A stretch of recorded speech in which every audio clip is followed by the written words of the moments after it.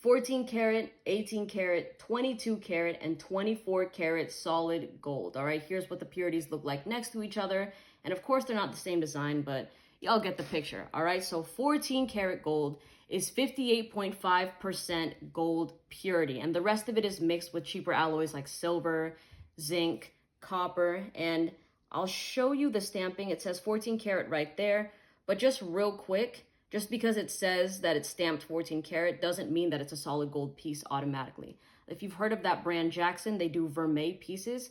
So it's like they have a sterling silver chain. This is what vermeil means. It's a sterling silver chain that's plated in gold, and that can be stamped 14 karat. All right. But inside the clasp here, it says 585, but y'all will not be able to see that. Now, I will say 14 karat is very common in the West, but outside of North America and Europe, a lot of countries consider 14 karat fake gold, and 18 karat is actually the minimum. All right, so here it is. This is an 18 karat piece.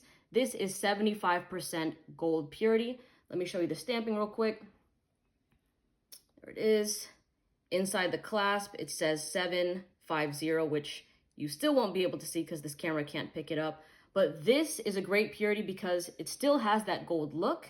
Well, it has more of that gold look. It's not as washed in comparison as the 14 karat is, and it has a really nice shine factor to it. And for everybody that's like anal about scratches and stuff, this is a good purity to stop at because the finish is just absolutely beautiful. Now we're getting into the big leagues. All right, we got 22 karat solid gold. This is 91.6% gold purity. This is such a common standard with Asian gold, like Indian gold, like Middle Eastern gold. 22 karat is the minimum in a lot of places here. All right, so a lot of places there. So let me show you the stamping real quick. Well, it says 22 karat on the side, but inside the clasp is the 916. All right, so the thing about 22 karat is that a lot of plated jewelry tries to emulate high purity like 22 and 24 karat. So typically when people here in the States see it, they automatically assume, okay, that's got to be a fake piece, right? So that's just like the negative thing about the perception of it, is that fake jewelry tries to copy it, right? But when you see these pieces in person, you'll be really hard pressed to think that they're fake jewelry. On camera is another story, but whenever I've worn these pieces out, I've got nonstop compliments. People are like, yo, where did you get that from? They're like holding it, and it's heavy too. So like, it's just, these are winners. Absolutely beautiful. All right, but I will say, they will get scratched up more than 18 karat, especially if you have a pendant on them and it's kind of going back and forth on the chain.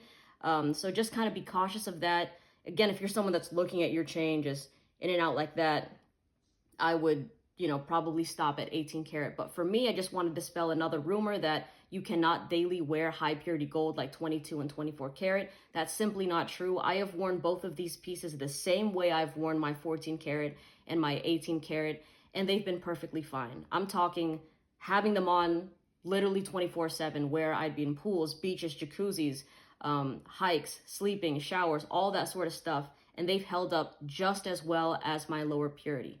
And I do know that, with jewelers, sometimes like it's easier to sell you on a premium of a low purity and say that it's more durable and stuff. But I would advise that if you're curious about high purity, watch videos of people that actually wear it.